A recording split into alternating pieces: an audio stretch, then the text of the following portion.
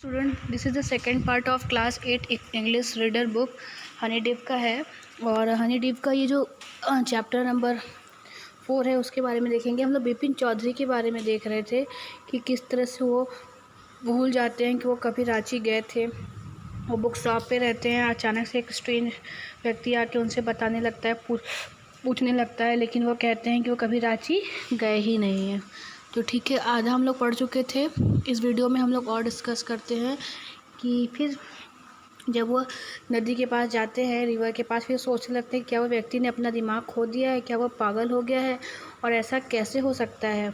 हाँ, वो डेली तो ऑफिस में काम करते हैं, इतने बड़े फॉर्म में काम करते हैं और रिस्पॉन्सिबल जॉब करते हैं, और he was not aware of anything ever going seriously wrong. और कभी भी ऐसा नहीं होता कि कुछ उनके साथ गलत हुआ हो। Only today he spoke for half an hour an important meeting.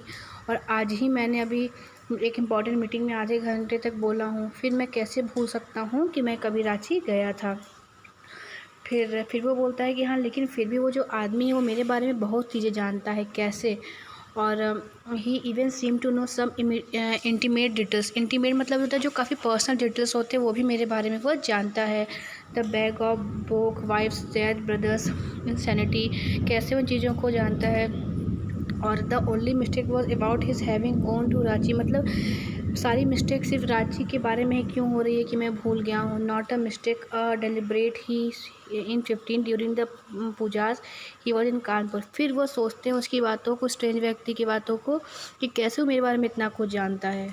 ठीक है, लेकिन फिर वो अपनी बातों पे अडिग हो जाते हैं कि 58 में तो पूजा थी, वो पूजा में थे कानपुर में अपने फ्रेंड के यहाँ, हरिदास बागची के घर में ना। और ये देखिए ना, all Bipin Bapu had to do was write to know there was no way of writing of Haridas. फिर वो सोचते हैं क्या वो हरिदास को लेटर लिख के पूछें। फिर सोचते हैं नहीं, हरिदास को लेटर नहीं लिख के पूछना चाहिए।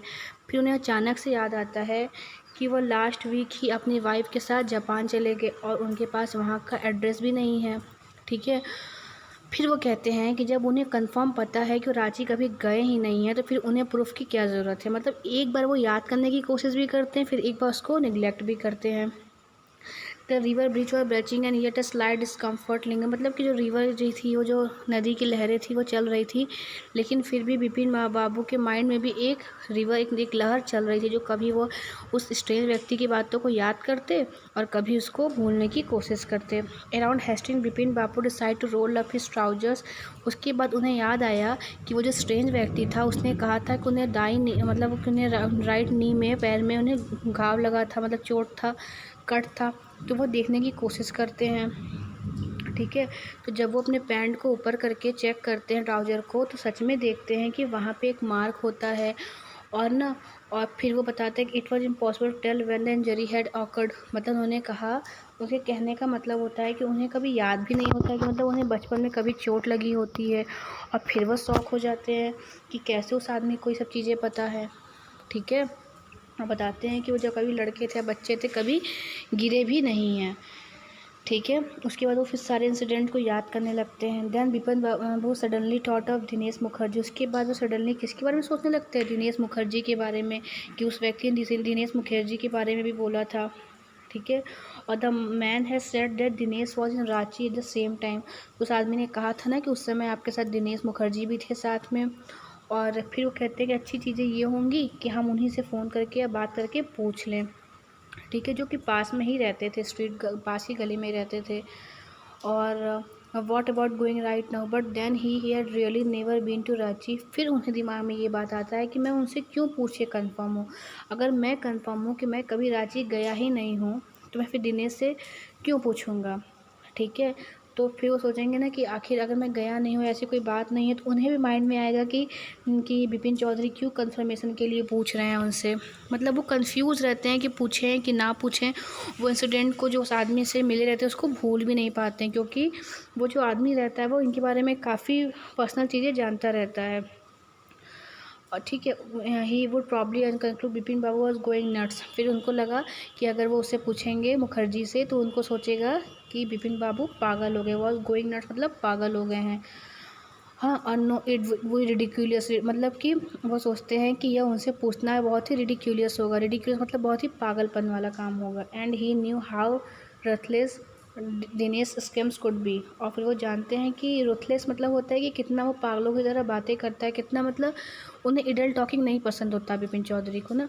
तो उनको लगता है कि करेंगे तो इधर उधर की बातें भी करेगा, काफ़ी फालतू बातें करेगा, ठीक। गोइंग नट्स मतलब गोइंग मैड क्रेजी। उसके बाद देखिए इस उसके बाद वो क्या करते हैं, एंड ही न्यू, फिर स्पिंग अ कोल्ड ड्रिंक, फिर वापस अपने घर आते हैं वो। तो sipping a cold drink in his air condition living room Bipin Babu felt easy again. मतलब कि जब अपने रूम में एयर कंडीशन में बैठते हैं, वो ड्रिंक पीते हैं तो उन्हें थोड़ा सा रिलैक्स फील होता है। फिर वो बोलते हैं सच अ न्यूसेंस, मतलब कितना बेवकूफ़ी वाला बात है। और just because they have nothing else to do they got about getting into other people's hair. मतलब कि जब लोगों के पास करने को कुछ नहीं होता, लोग उनके पर्सनल लाइफ के बारे में इंटरप्ट करना शुरू कर देते हैं। उसके बाद डिनर करने के बाद जब वो बेड पे जाते हैं, रूम में जाते हैं, जब थ्रिलर्स पढ़ते हैं, मतलब जो बुक लेके आया हो तो उसको पढ़ने लगते हैं, तो फिर दिन में जो न्यू मार्केट में उस आदमी से मिले होते हैं उसको पूरी तरह से भूल जाते हैं। नेक्स्ट डे क्या होता है, इन द ऑफिस बिपिन बाबू, जब नेक्स्ट डे ऑफिस में नितिन बाबू मतलब बिपिन बाबू जाते हैं तो वो नोटिस करते हैं कि जैसे जैसे घंटे बीत रहे हैं फिर भी उसके माइंड में वो जो चीज़ें कल घटी थी मार्केट में, वो अभी भी वो भूल नहीं पा रहे थे उस आदमी को। उस आदमी की बातें उनके माइंड में अभी भी घूम रही थी कि ऐसा कैसे हो सकता है कि मैं रांची के ट्रिप के बारे में भूल जाऊँगा। गेटिंग इनटू पीपल्स हेयर का मतलब होता है interfering with an annoying people, मतलब किसी के मैटर में इंटरफेयर करना, उन्हें मतलब एनोइंग करना मतलब परेशान करना, ठीक है। फिर देखिए just before lunch Bipin Babu decide, मतलब लंच करने से पहले बिपिन बाबू ने डिसाइड किया कि वह दिनेश मुखर्जी को कॉल करेंगे और अच्छे से पूछ इस बात को क्लियर कर लेंगे, ठीक है। और फ़ोन करके पूछने से इतना तो रहेगा कि उनके जो फेस पे एम्बैरेसमेंट रहेगा, जो शर्म रहेगी, वो उसको किसी को दिखाई नहीं देगा। उसके बाद बिपिन बाबू नंबर डायल करते हैं और हेलो बोलते हैं। इज़ दैट दिनेश पूछते हैं। दिस इज़ बिपिन हियर, बताते हैं कि हाँ मैं बिपिन बोल रहा हूँ, क्या मेरी बात दिनेश से हो रही है। Well what is the news, फिर वो बोलते हैं हाँ हाँ क्या बात है। फिर बताते हैं I just wanted to find out if you record an incident which took place in 58। फिर वो बोलते हैं कि मैं बस उस चीज़ों के बारे में जानना चाहता हूँ, इंसिडेंट के बारे में जानना चाहता हूँ जो कि 58 में हुआ था, ठीक है। तो फिर देखिए यहाँ पे 58 वॉट इंसिडेंट, वो पूछते 58 में क्या इंसिडेंट हुआ था। Were you in Calcutta right through that year, क्या तुम उस टाइम कैलकटा में थे। That the first things I have got to know, पहली चीज़ जो मैं जानना चाहता हूँ। तो वो बोलते हैं wait just a minute 58 just let me check in my diary. वो जो मुखर्जी थे वो हर चीज़ें अपनी डायरी में लिखते थे। वो कहते थे कि लेट मी चेक, मुझे 58 चेक करने दो डायरी में अपने कि 58 को क्या हुआ था, कहाँ मैं गया था।